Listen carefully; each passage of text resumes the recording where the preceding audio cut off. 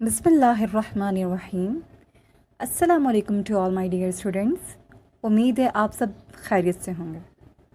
मैं हूँ आपकी टीचर मिस बिस्मा और मैं आप लोगों को इस वीडियो में क्लास 6 असाइनमेंट नंबर 2 इंग्लिश का असाइनमेंट समझाऊंगी कि जो असाइनमेंट आपको स्कूल से दिया गया है वो आपको कैसे सॉल्व।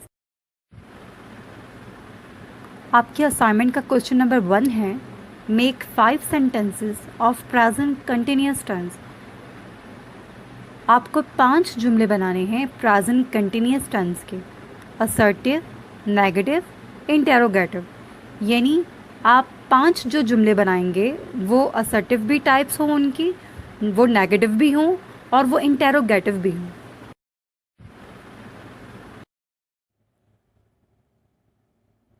स्टूडेंट्स, अब मैं आपको बताती हूँ कि प्रेजेंट कंटिन्यूस टेंस कौन सा टेंस होता है। देखें, टेंस कहते हैं ज़माने को। 3 टेंसेस होते हैं, एक मौजूदा, एक गुजरा हुआ और एक आने वाला। तो अभी हम बात कर रहे हैं प्रेजेंट की, यानी मौजूदा। और ये प्रेजेंट कंटिन्यूस टेंस वो टेंस होता है जिसमें कोई भी काम मौजूदा ज़माने में शुरू हुआ था और अभी तक वो जारी है। यानी कोई काम, कोई भी एक्शन जारी है, वो काम हो रहा है, वो काम मुकम्मल नहीं हुआ। तो ऐसे टेंस को प्रेजेंट कंटिन्यूस टेंस कहा जाता है। प्रेजेंट कंटिन्यूस टेंस में कोई भी एक्शन जो है वो शुरू हुआ और अभी तक वो जारी है। हम यहाँ पर प्रेजेंट कंटिन्यूस टेंस में उन कामों के मुतालिक बात करते हैं जो काम जारी हैं। यानी एक काम जो है वो कुछ लम्हे पहले शुरू हुए थे और अभी तक वो काम जारी हैं, वो काम हो रही हैं। जैसे कि 4 आपको यहाँ पर एग्जाम्पल्स नज़र आ रही होंगी। देखिए, मैं स्कूल जा रहा हूँ, मेरी बहन रात का खाना बना रही है, हम ख़रीदारी कर रहे हैं, सना टीवी देख रही है। इसमें चारों सेंटेंस में आप एक बात पे गौर कीजिए कि चारों में काम जारी हैं, काम हो रहे हैं, काम मुकम्मल नहीं हुए। प्रेजेंट कंटिन्यूस टेंस में कुछ हेल्पिंग वर्ब यूज़ होते हैं, इज़, एम, आर। तो अब मैं आपको बताती हूँ कि आपको इसका यूज़ किस सब्जेक्ट के साथ करना है, एम का यूज़ किस सब्जेक्ट के साथ करना है और आर का यूज़ आप किस सब्जेक्ट के साथ करेंगे। अगर आपका सब्जेक्ट आई है तो आप एम का यूज़ करेंगे, यानी एम का यूज़ सिर्फ आई के साथ होगा, जो हम फर्स्ट पर्सन के लिए अपने लिए यूज़ करते हैं, लाइक आई एम गोइंग, मैं जा रही हूँ। इसी तरह यू, सेकंड पर्सन, आप इसके साथ आर का इजाफा करेंगे और आर वी के साथ भी यूज़ होगा, यानी फर्स्ट पर्सन प्लोरल, जिसका मतलब है हम। इसी तरीके से दे, थर्ड पर्सन प्लोरल, इसके साथ भी आर का यूज़ होगा। और अगर कोई भी 2 नाम या कोई भी 2 नाउन्स हैं तब भी आप आर का यूज़ करेंगे। और इसका यूज़ होगा ही, third person singular male, she, third person singular female.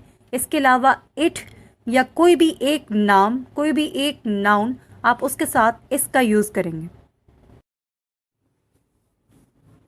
आपके असाइनमेंट में कहा गया है कि आपने प्रेजेंट कंटिन्यूस टेंस के अफर्मेटिव, नेगेटिव, इंटेरोगेटिव तीनों टाइप्स के 5-5 सेंटेंस बनाने हैं।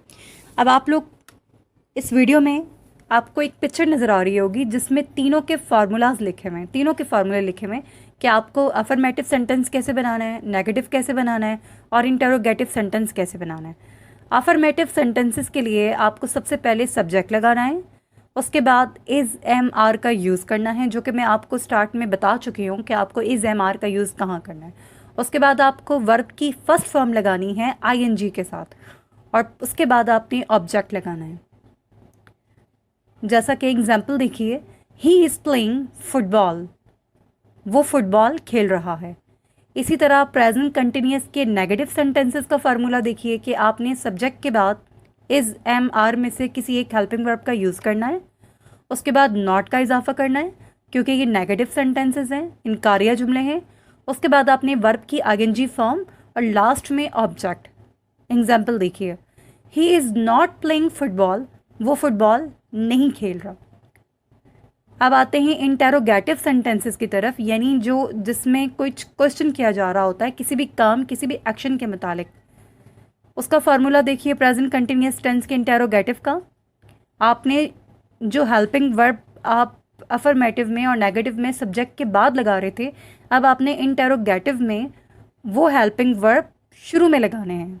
इज़ एम आर में से किसी एक हेल्पिंग वर्ब का आप यूज़ करेंगे, उसके बाद आप सब्जेक्ट का इजाफा करेंगे, उसके बाद आप वर्ब की आईएनजी फॉर्म लगाएंगे, उसके बाद आप ऑब्जेक्ट लगाएंगे और लास्ट में आप क्वेश्चन मार्क लगाएंगे क्योंकि ये इन सवालिया जुमले हैं।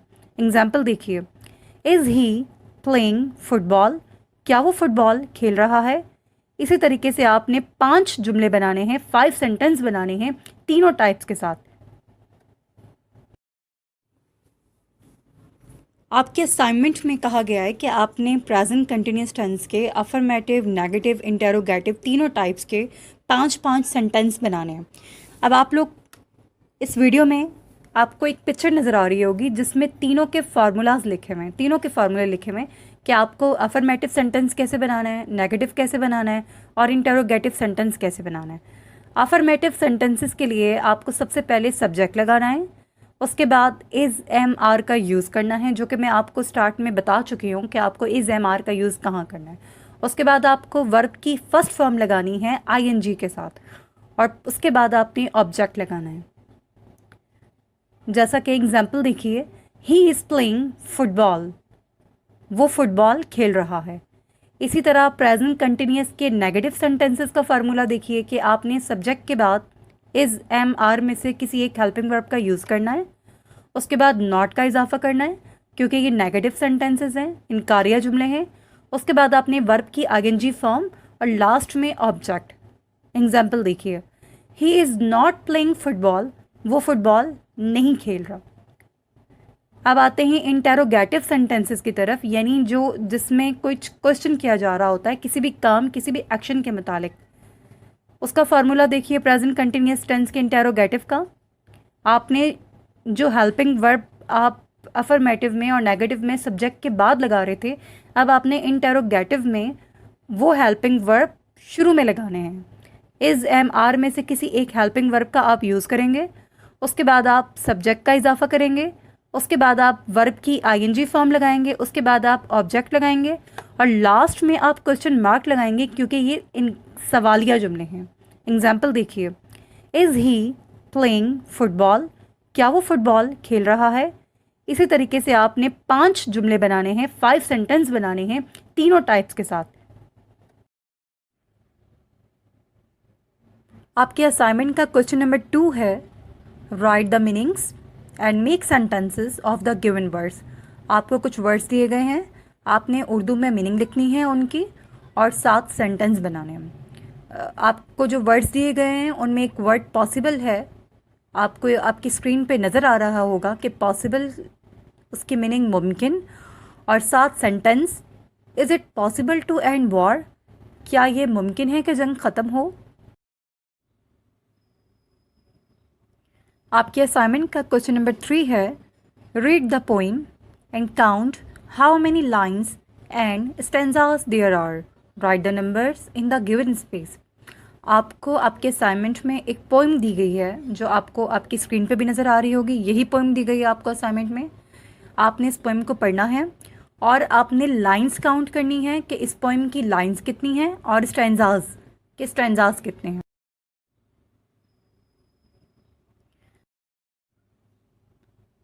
अब मैं आपको बताती हूँ कि स्टैंजा किसे कहते हैं। Stanza is a group of lines that form the basic metrical unit in a poem. So in a 12-line poem, the first 4 lines might be a stanza. Stanza जो है वो कुछ लाइन्स का ग्रुप होता है। अगर कोई 12 लाइन की पोइम है जिसमें 12 लाइन्स हैं तो ये मुमकिन हो सकता है कि इसमें जो 4 लाइन्स हैं वो स्टैंजा हो। अब आप इस पोइम को देखिए, वॉक विथ मी मामा। देखिए इस पोइम में 3 स्टैंजास हैं। आप इसको इस तरीके से भी समझ सकते हैं कि एक अलग पैराग्राफ, अब वो पैराग्राफ 2 लाइन्स का भी हो सकता है स्टैंजा, वो 4 लाइन्स का भी हो सकता है, 3 लाइन्स का भी हो सकता है। आप देखें आपकी इस पोइम में ये जो वॉक विथ मी मामा, इसमें 3 स्टैंजास हैं, ठीक है, और लाइन्स कितनी हैं, लाइन्स इसमें 12 हैं। इसी तरीके से आपको जो पोइम आपके असाइनमेंट में दी गई है, आपने उसका लिखना है असाइनमेंट में कि उसमें कितनी लाइंस और स्ट्रेंजास हैं।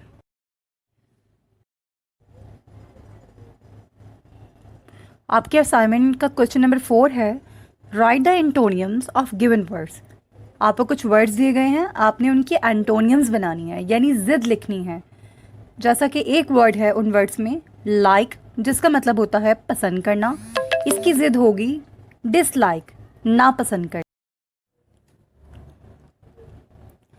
आपके असाइनमेंट का क्वेश्चन नंबर 5 है, right a short note on farmer.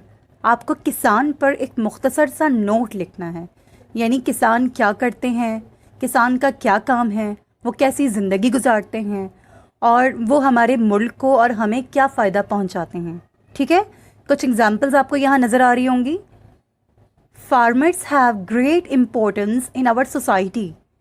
किसानों को हमारी ज़िंदगी में, हमारे माशरे में बहुत ज़्यादा अहमियत हासिल है।